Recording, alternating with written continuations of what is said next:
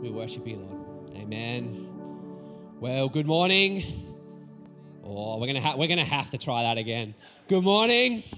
Hey, there we go. Now you've earned your seats. You can take a seat. It's good to be here. If we haven't met before, my name's Ryan. I'm one of the team here, and I love gathering on Sunday mornings and being here, able to worship God. If you're online, a special welcome to you wherever you are. Why don't you shout us out with your favorite emoji? Put it up there. It'll be really random for the guys looking at the stream. All these emojis just coming down. So do that. Let us know where you are and where you're from. But it's good to be here as the church today. And as you can see on the screen there, I want to dive into some scriptures today around the idea of what it means and what it looks like as God's people to be still. What does it mean for us to be still, to take time, to chill out a little bit, to hear from God, to make that a priority and a focus in our lives? I don't know about you, but I feel like my holidaying has gone right down since the pandemic. I'm not a huge fan, and no offense to anyone who is holidaying in the Southwest. Do we have any people who like holidaying like in the Southwest or hitching up the caravan and going to Coral Bay, more of like a take an aeroplane somewhere kind of guy. And so obviously that hasn't happened a lot in the last couple of years. But the more I kind of talk to people, the more there seems to be this overwhelming urge to want to take a break, to get away, maybe to chill out a little bit. I feel like that has gone down a lot since we haven't been able to do that as much. Even for a little while, you couldn't even go past Mandurah. Remember that? Like a couple of years ago, they were like the police would set up a board, like you cannot go past here. You can't go any further north than Lancelin or wherever it was. We've become very contained, and I think what that's done is it's caused some fatigue, hasn't it? I don't know about you. I've taken less holidays in the last couple of years than probably what I would normally take. And when I talk to people, there seems to be this feeling of I just want to take a break. And there is this part of us that wants to just get home and what do we want to do? We want to chill out, we want to turn on the TV, we want to relax. And there is this idea of relaxing, but I believe that's very different to being still. One of the ways I guess I could describe this is if I bought does anyone own AirPods? I love like little Apple things, you know that about me. I had like a normal pair of AirPods, I bought them kind of straight away. And as Apple tend to do, they bring out a better product as soon as you seem to buy that product to entice you to buy again. And what I found on the new pair and what kind of made me want to buy them is they had two modes. So they have like what they call a transparency mode, and then they also have noise cancelling mode. And transparency mode allows you to still kind of be in tune with what's happening around you. Like you can kind of have your music playing and you can kind of hear a little bit of what's going on in the background. But then when you hit noise cancelling mode, and I love it, there's this little button on the side there, you just hold it down, and you can almost feel it change inside your ears. It blocks everything out. So much so that I was sitting upstairs a little while ago, working with my back to the stairs. Not a great move. It's kind of that horror movie scenario. You can't see anything, you can't hear anything. It was kind of dark outside, and Nick, our chef in 115, some of you will know him, he was trying to get my attention, which normally he does by yelling at the bottom of the stairs to the top of the stairs. And I'm in transparency mode, so normally I would hear him. This time I was in noise cancelling mode. He came all the way up the stairs and got so close to me, he put his hand on my shoulder, which caused me to leap out of my chair, possibly need to go change my pants, and then come and have a conversation with him. Completely freaked me out. And there is this idea that we can say, I just need to relax, I just want to chill out, I just need to take a break. And really all we're doing is living in transparency mode.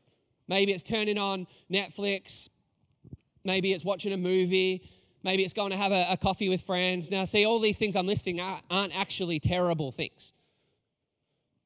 But I think what we've lost sometimes as people of faith is the ability to go to noise cancelling mode, where we just switch off everything going around us and make a conscious decision to be still, to take a break, to relax, but also to take the ability to be still and hear from God.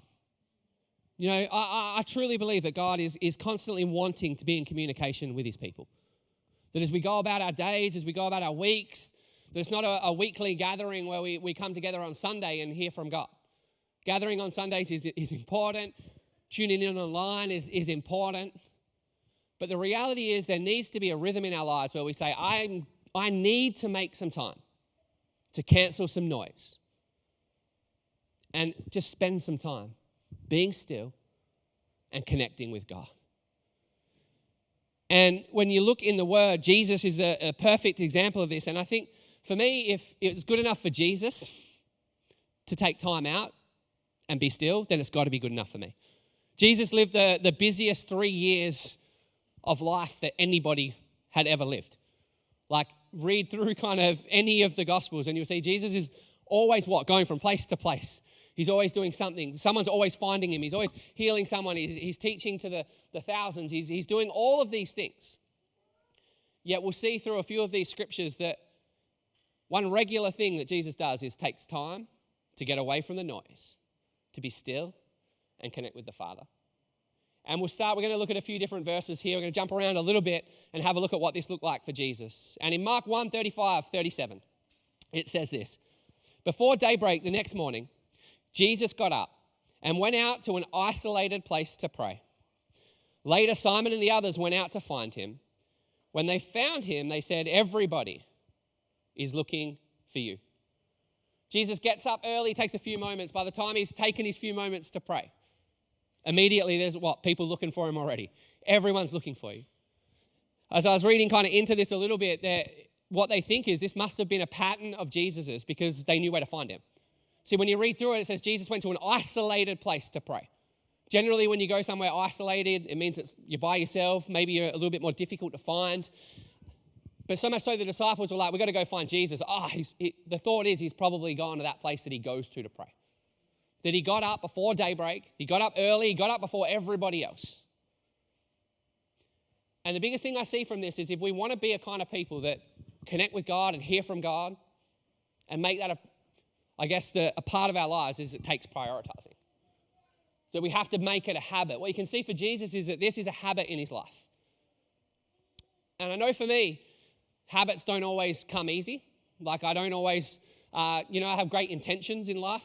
I always go, I'm going to be this kind of person and I'm going to get the habits in place. And then I look at December 31 and go, all right, January 1, I'm going to get the habits in place and I'm going to build a new rhythm into my life. And a couple of years ago, one of the things that I wanted to change in my life was some habits and rhythm around kind of exercise and fitness. And as you can see, I've done that. Not at all. But the reality was, one of the things I realized very quickly was to build any kind of rhythm of exercise as a habit in my life was that the rhythm of time that I was going to take was early in the morning. And so I would think about that and go, early in the morning, I've got great intentions. I'm going to get up early, I'm going to exercise, and then I'm going to be ready for work. And you know what? I would get up and get ready for work. And this would continue. And I'm like, what is the problem with me? And I would always say the problem with me is I'm not a morning person. Turns out I wasn't a night person either because I wouldn't do it at nighttime. And it turned out the time that was convenient for me to do that was not the convenient time for anything else in my life. Like I had a job, I had a 9 to 5. I couldn't just go at lunchtime. Even though I was like, Dean, can I go work out at lunchtime every now and again? But the reality was what it was going to take was a few times a week I would have to get up at about 5:05 is the time. There you go, I'll share with you. So 5:05 is when my first alarm goes off, Tyler. Then there's 10 more. No time for that. Alarm goes off, got to get up early, got to do it.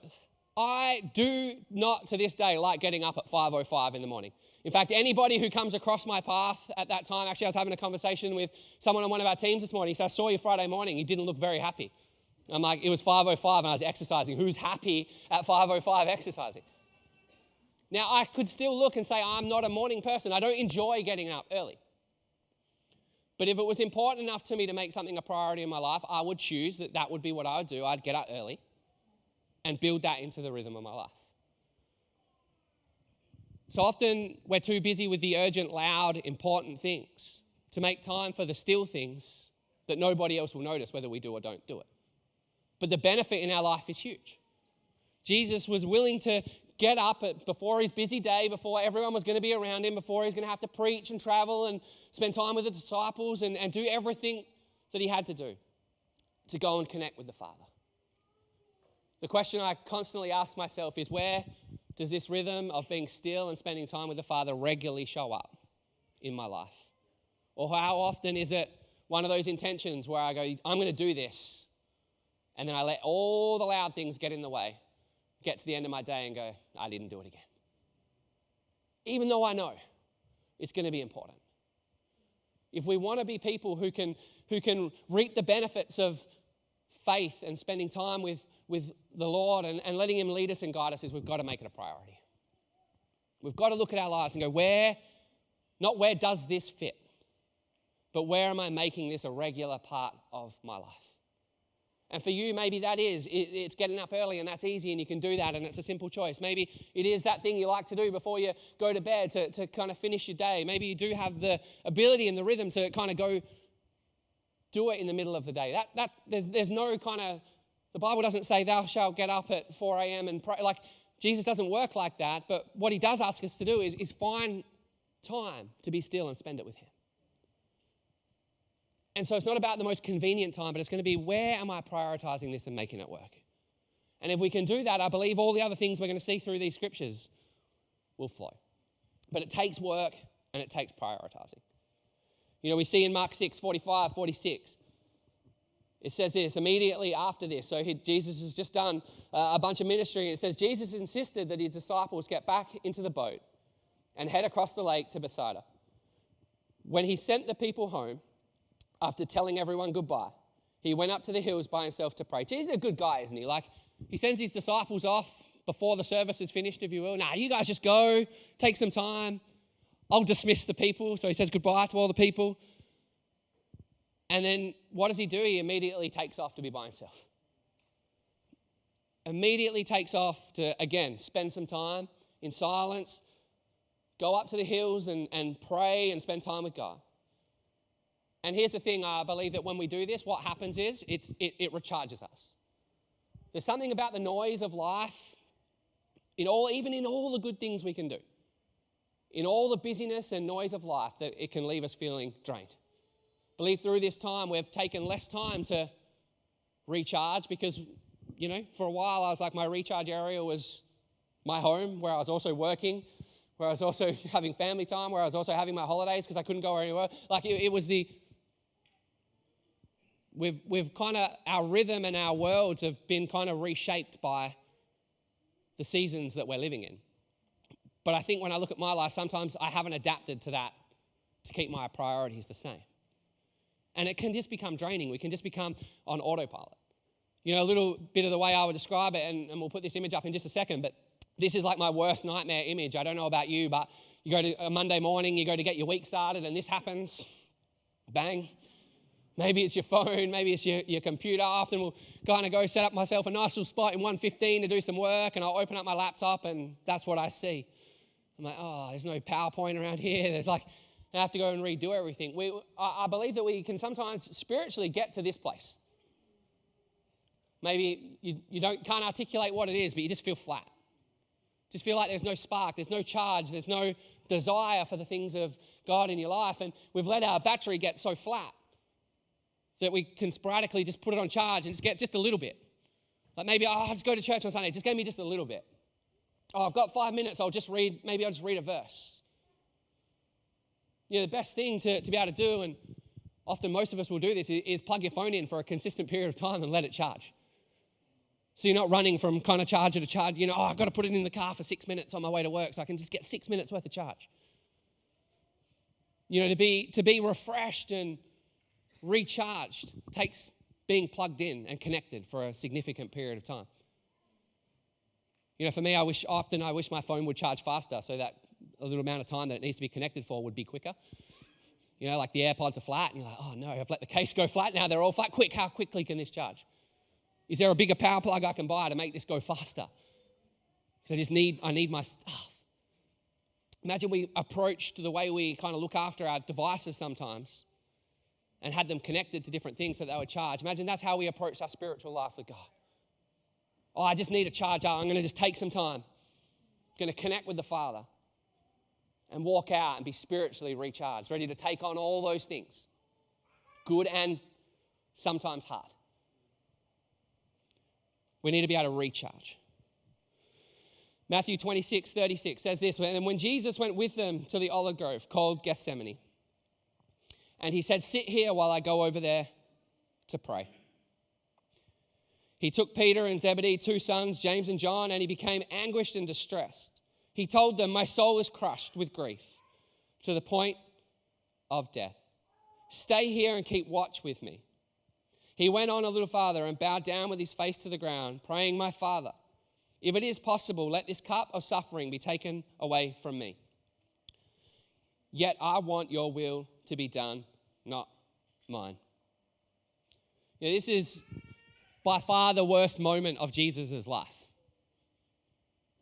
Coming to the kind of the end of that season of the time spent ministering to the disciples, he knows it's his time to go to the cross.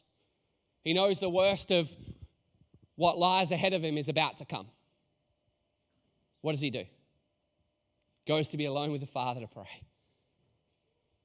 There's this tendency in us when we go through hard times that we don't always want to be by ourselves.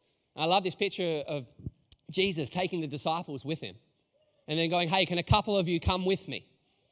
And he takes them a little further on, but then he just says to them, "Keep watch with me while I go." And what does he do? He goes just to be just that little bit further by himself with the Father.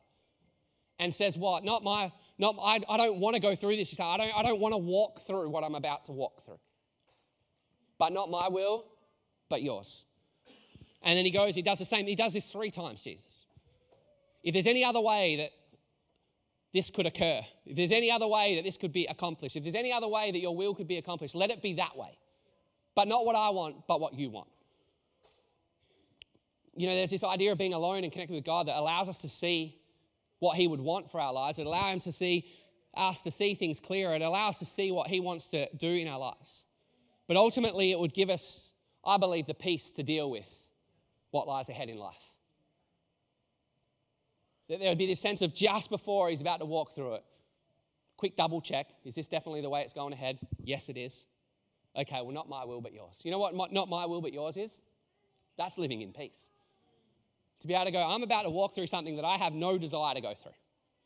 I'm in a season of life right now where my life is difficult. I'm in a life right now where I'm going through something I have no control over. You know what? Not my will, Lord, but yours. You know what? Not what I want for my life, what you want for my life. Wouldn't it be amazing if that would be how we're defining our lives? I feel like there's been a lot of talk about the last 2 years of our life and what we've been through and all the different things that have happened, and there's been panic buying and there's been all sorts of things that have gone on. There's been differences of political opinions. Last weekend, kind of all you guaranteed has changed. I wake up, and I'm like, oh, we've got a new Prime Minister. What does that mean? No idea. Cool, there's always change. There's always things that happen that go beyond our control. We're always going to walk through things in life that are not the way we'd want it to go.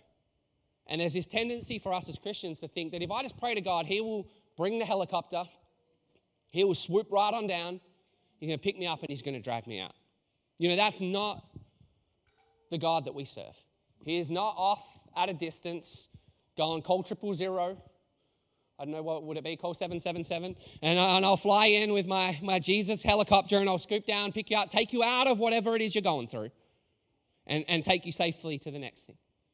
Jesus modeled exactly what it would be like to have to walk through things that in a human capacity you have no desire to walk through. And please hear me today, I'm not here to belittle whatever it is you're going through. This is not a, just be stronger, or hey, just get over your problem. It's not that at all. I am conscious as I stand here today, there are people walking through difficult things that maybe I will never walk through, that I will never understand. But what I do know is that Jesus understands them. And if we want peace in our lives and we want this assurance that God is in control, we'd have to be willing to hand over to him, to be alone and say, I don't understand this, but I'm sure you do, and so I'm just going to trust you. I think the one thing that can define God's people, there's a few things that can define God's people from everybody else in the world. And it's not that we would act better than anybody else. It's not that we are better than anyone else. It's not that we have better lives than anyone else. But one of the things I truly believe that can distinguish what God is doing in our lives from what everyone else is going through in the world is that we could be people who walk in peace. That when things don't go our way, there's just a peace about it. That when someone rubs us up the wrong way, we don't respond like everyone else in the world would respond. But there's this response of peace. There's this response of calm. There's this response of, I just trust in my God and what he's doing. And I trust that if I am faithful to him, he'll be faithful to me. And I'll be able to walk through whatever it is that's right in front of me. Jesus goes into the worst season of his life. And there's this calmness and there's peace about him, isn't there? All these things, they try and rouse him up. All the conversations with Pilate. You remember over Easter, we went through that series of the conversations between Jesus and Pilate and the journey that he went on. Jesus never gets angry. In fact, Peter gets angry. That was his thing. I feel like that's probably what I would have done in the garden, got angry. And Jesus is like, hey, just come on, man. We don't do that. That's not how we behave. And he responds with love and peace, and there's this calm about him. Despite going through what none of us would survive going through, there's a calm and peace about him. And I believe it comes from his connection with the Father and this idea to go, I'm so connected to you that it's not your will but mine. And I'm willing to hear your will. I'm willing to put to one side what's going on in my life. I'm willing to put to one side what I might go through so that there might be this peace in my life to walk in your will. If I look at my life, I don't always respond in this way. Sometimes I will respond in ways that I would choose to do differently if I had my time again. Or I come out of a season and go, why was there so much worry in that? Sometimes it'll be a 24-hour period and go, what was I so worried about? Why did I just not sleep properly? What is going on in my life? And so often I'll take it back to, when was the last time I spent time alone with God? Did I try and wrestle this issue for myself, or did I trust that he would take care of it? Because there's never anything to be gained out of worry. Worry is a human response. Anxiety, and I'm not getting into all the psychological terms of things here, but they are not things that come from God. What comes from God is this idea of being recharged, having peace. Not your will, but my will. Not a helicopter, but a God that's willing to walk through the muck with us to see us come out the other side. And I believe we just want to be a people of peace. A people that can trust God. Trust what he's doing in our lives. And trust that whatever it is we're going through, good or bad, that he is in it with us. But do we take the time to be still and connect with him and allow him to walk through it with us? I know that I want to be the kind of person that does that. But when I look at the priorities of my life, sometimes it's this turmoil that gets kind of in the way. Sometimes it's the good things that I go, life's just going so well right now. I'm just running at 100% and it's all good. And I can kind of forget about where God fits into that picture. But I've never spent time with God and regretted it. Never spent time with God alone and gone, geez, I wish I had done all those other things I needed to do. That was a waste. I've never felt like it's a waste of time. But so often it's the loud things that seem to get in my way. All the things that other people might want me to do. All the other things that I rate as being important. What I'm saying is I don't rate spending time with God as much as that. I want to be the person that rates spending time with God and being alone with him and being still and quiet. Making that a priority above everything else. And seeing the effect that has in my life. Remember, I might ask the band to join us. We went on a staff retreat a couple of years ago, and I was like, here we go, we're going to go. It was a staff day, I think it was a planning day, so I'm like, cool, got all my stuff, write down my plans, and I'm sure Dean's going to deliver all this really great vision for us, and it's going to be a great day, going to come back ready with 100 things to do. And we get there, and he's like, all right, the way we're going to start today is you've got 2 hours just to go and be quiet. I was like, sorry, what? He's like, leave your phones here. You can take a Bible if you want. No devices. I'm like, what? No. AirPods? Can I have my phone over here and just have my headphones in? I need some noise. He's like, you just need to take the time to be still and write down maybe what God might say to you. Read some scripture, pray. I was like, man, have you... 2 hours is a long time. It's a long time to do nothing. I'm like, I reckon I'll do this for a little while, have a quick sleep, wake up, be still for a bit longer and come back. He's like, just trust me, go spend the time. So we go, we spend the time, and I reckon for the first hour, I just couldn't shut off. God's talking to me about what I need to do in 10 minutes. I got all these things, and my mind just kept kind of ticking really fast. And I'm like, oh, I better write down what that is. Oh, no, I can't. I've got nothing. And then the second hour, time seemed to just kind of not stand still, but there was a calmness about what was happening in my mind. And then I felt like I was actually able to be still. You know, sometimes we have a moment and we spend it thinking about something else. But what we need to recognize is that our world that we live in is loud. There's a lot that goes on. I'll so often be like, I'm just going to take 15 minutes to be still. And then I look and I've like scrolled through TikTok for 40. You know, like that's the kind of world we live. Oh, I'm just going to take a moment to myself. I'm going to look at the news. That's terrifying. You know, I'm going to take 15 minutes just to spend some time by myself. Oh, yep, I was on Facebook. Yep, on foxsports.com. You know, like that is not being still. That's still allowing the noise. That's transparency. And there's a time for that. But there needs to be a time in our life where we would take enough time to just be completely still and still our minds and clear our minds of everything that's going on. And then and only then do I believe we can truly turn to God and say, well, what do you have to say to me? I don't want to just give you a 5-minute conversation. I don't want to just throw my prayers up and hope that you do something about it. I don't want to only think about you on Sunday when I log on to church or I rock up in the building. I want there to be a regular, consistent pattern of spending time with you in my life. That I walk through recharge, that I walk through this life with peace. And live a life that says, not my will, Lord, but yours. And I think what could happen in my life if I did that all the time? What clarity would come to my life if I had allowed God to speak to me in times of silence instead of trying to grab something when I needed it? And so as we wrap up today, I got the band up here and they're gonna lead us in a song in a moment. This song, ironically, is called Be Still. And it sings about being still and knowing who is God. It talks about having peace in our lives. One of the lines in there is, you can correct me if I'm wrong because you'll sing it later, but it's peace when my thoughts wage war. I don't know about you, but often my thoughts wage war in my life. Feeling like I'm being pulled from left to right. I got to do this, I got to do that. There's this going on. And in those moments of being still, it feels like my mind is at war with what I should be engaging in and what I am engaging in.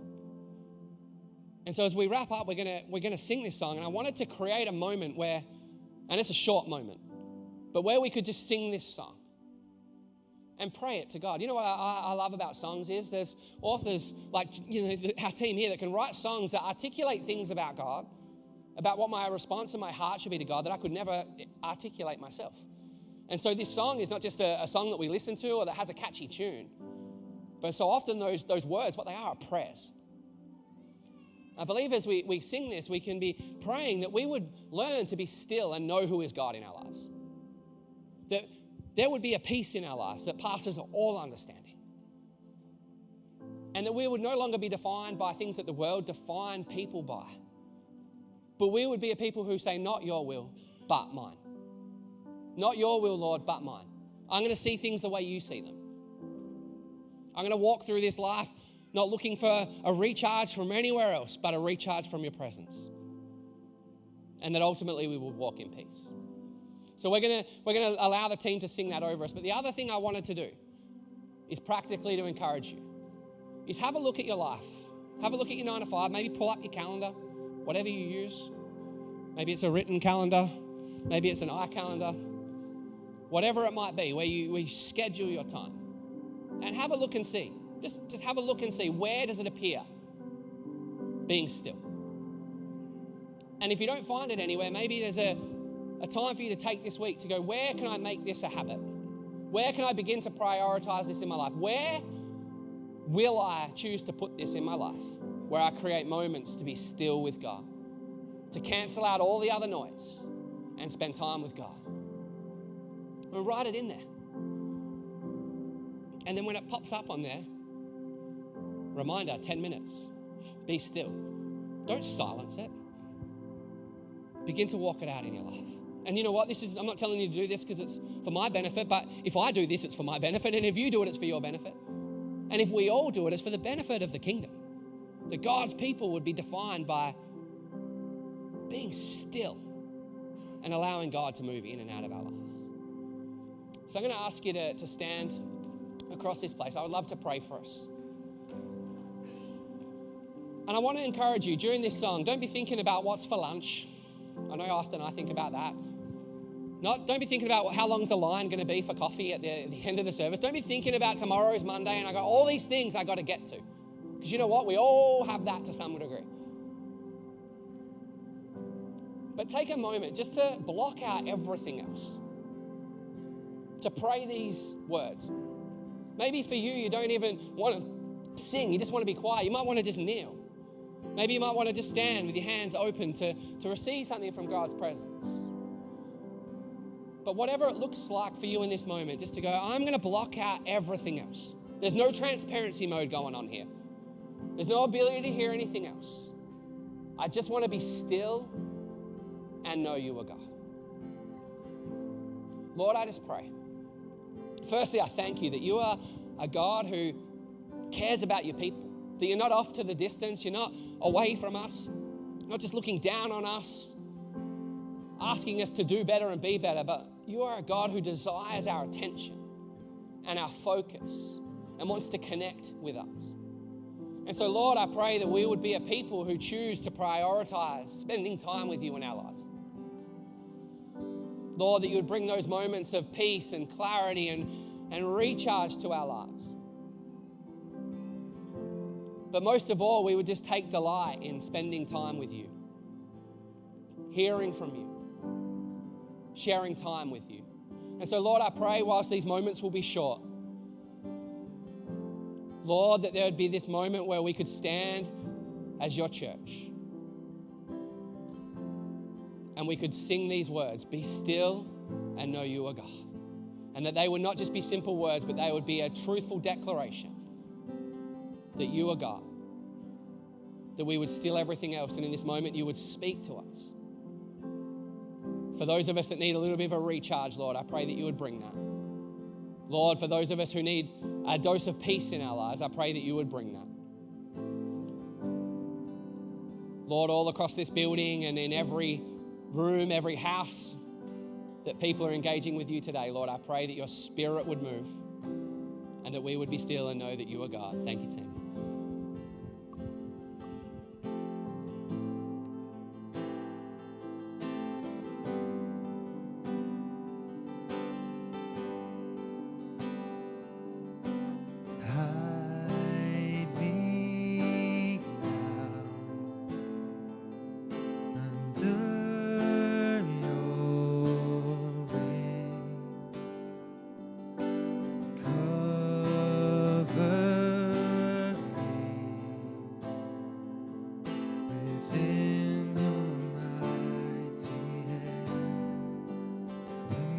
Oceans rise and thunders roar. I will soar with you above the storm. Father, you are king over the flood. I will be still, know you are God.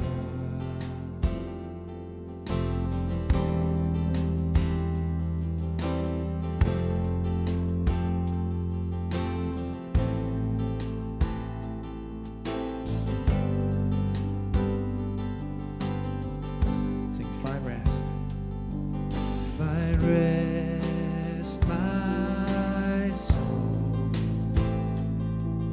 in Christ alone. Know His power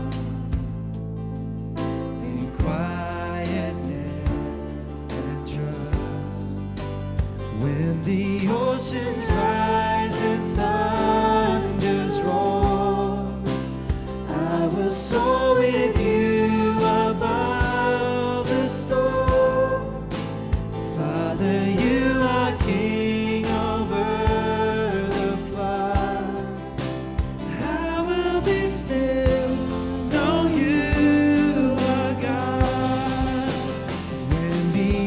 oceans rise and thunders roar, I will soar with you above the storm. Father, you are king over the flood. I will be still, know you are God. I will be still, I will be still, know you are God.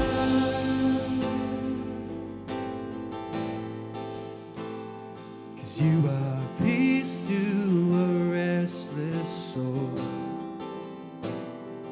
You are peace when my thoughts wage war. You are peace to the anxious heart. That's who you are. That's who you are. 'Cause you are peace when my fear takes hold. You are peace when I'm feeling close. You are peace when I lose control. Oh, that's who you are. That's who you are. When the oceans rise and thunders roar, I will soar with you above the storm. Father, you are king over the flood. I will be still, know you are God. When the oceans rise and thunders roar, I will soar with you above the storm. Father, you are king over the flood. I will be still, know you are God. I will be still, know you are God. I just wonder in the few moments that we have left, if we could just take a moment of just quiet together. Maybe you're at home, take a moment in your living room just to, or wherever you are, just to kind of be quiet. I'm going to get the band just to play gently. Maybe you just want to close your eyes and just be still towards what God might say to you in this moment. You know, we don't get many of these moments set up for us where we can just come and be still before God. So let's just take a moment to do that.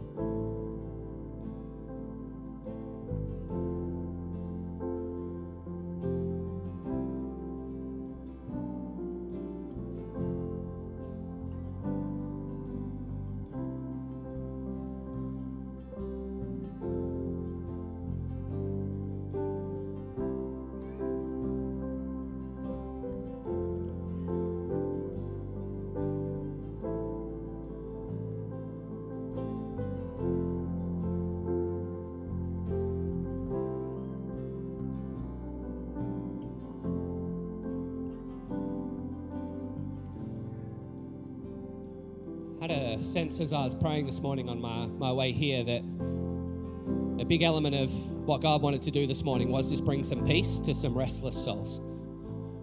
And I don't know if that resonates with you in this place and in your season of life and what you're going through. But I get a sense that the Lord would want some people to leave here today after engaging with God's presence with more peace in their life than worry. And maybe for you it is that idea that your thoughts wage war. Maybe there is a season you're going through where there is a sense of fear of the unknown of what is, or the known of what is to come. And whilst I don't stand here with really any answers for anything anyone would go through today, the one thing I do know is that when we give our anxiety and our fear and our worry to God, that he can bring peace. The Bible talks about peace that surpasses all understanding. And so my prayer would be that we could walk out of here with a little bit less of what we walked in with and walk out with a bit more of God's peace in our lives. And so I'm going to ask the team just to sing those words over us one more time. Peace when my fear takes hold. Peace when my thoughts wage war. And if that is you today and you would like to leave here with that greater sense of peace, there's an opportunity to respond to what God is doing in this moment. And I just ask you to maybe open up your hands and just open up your hands to receive some peace of God today. Maybe there is something you feel like you need to hand over. You know, often you'll see people raise their hands in church. And it's a simple act of surrender to say, I'll just surrender my life to you. You know, we often say, I'll surrender my life to you, I'll follow you, but I'm going to hold on to the things that I think I can control. I'm going to hold on to the things that tightly to the things that bring me worry sometimes. But maybe for you, it is just a physical act of going, I'm going to surrender what is going on in my life to you. And Lord, I pray that you would replace it with your peace. And so if that is you, I encourage you, don't be shy in that. Receive what God has for you today. Sing these songs as a prayer. Sing them as a declaration of God's truth over your own life. And as his Spirit moves amongst us, I believe we walk out of here with a bit more of God's peace in our lives. It's not a nice moment. It's not fuzzy words on a screen. It's the reality of what we can live and walk through in our lives. So team, would you lead us? Let's sing these words. Let's declare them as your truth this morning. God's peace